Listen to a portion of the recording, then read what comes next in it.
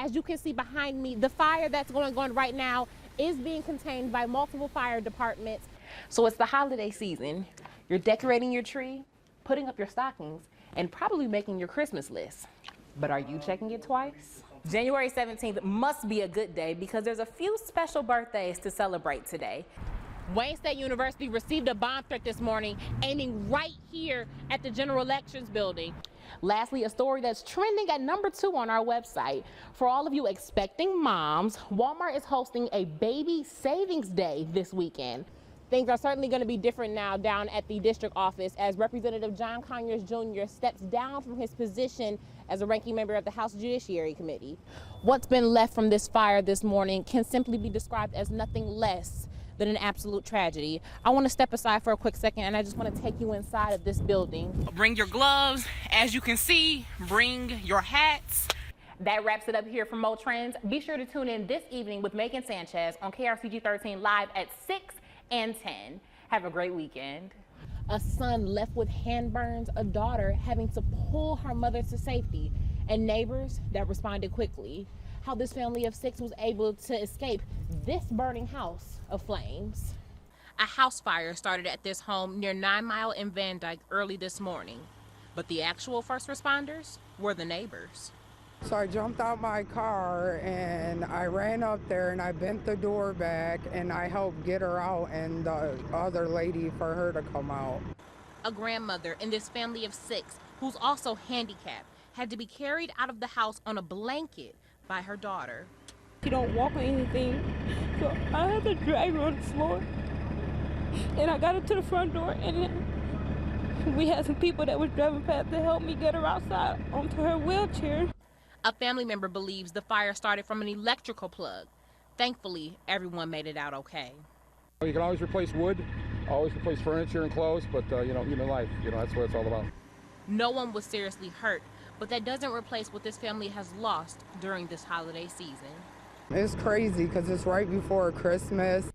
In Warren, Michigan, I'm Jazlyn Lindsay. Dreams to reality. It's more than just a store, it's a mission.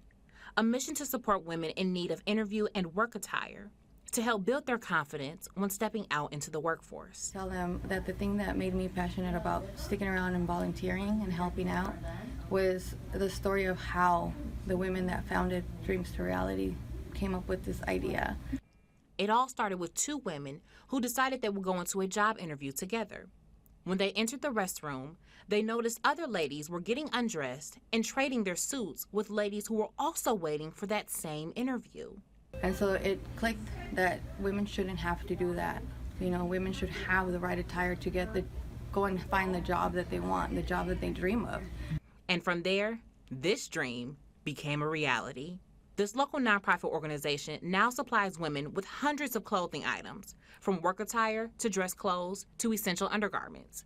There's also a store inside where customers can purchase items from fancy heels, flashy jewelry, and even designer purses. Anytime you have an organization that's willing to help women out, getting back in the workforce and getting on their feet, it's just a good place to support. Not only do they supply them with clothing, they supply them with a lot of times what they need, which is encouragement. Building confidence is something that professional image consultant Raina Barron says they strive to do with every woman that walks in. And it doesn't matter what walk of life they're in. I mean, to put a smile on their face, and they walk out here, they're sometimes they're a little nervous about coming in, but we tell them we're here to have you looking good as you walk out of here. We want you to go out with the confidence that you haven't had in a while. Whether you're dropping off a donation, purchasing new clothes, or in need of attire, turning dreams into a reality is about helping to uplift those who are in need of it most. In Jefferson City, Jazlyn Lindsay, KRCG 13. It's that time of year again. Jingle bells, hot cocoa, lights, and Christmas trees. It's also the time for more emergency calls due to house fires. One local expert shares his tips on how you can keep your holiday cheer from going up into flames.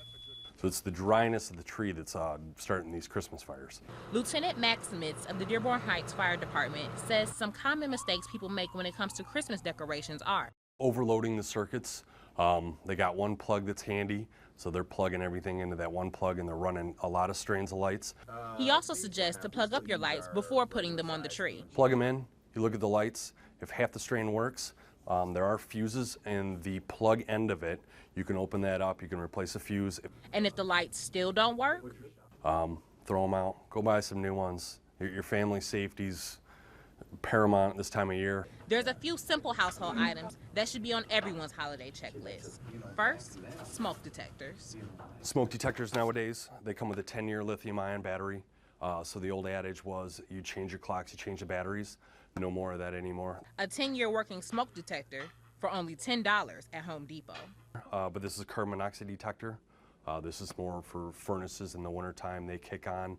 And lastly, an item that isn't just for firefighters. Fire extinguishers, a lot of people keep it underneath the kitchen sink. And if the fire gets too big, don't try to do a fireman's job. Don't do our job for us, get out. Always keep your back to an exit.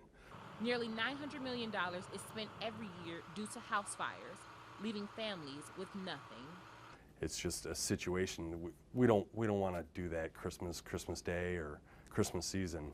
In Dearborn Heights, I'm Jazlyn Lindsay, Local 4.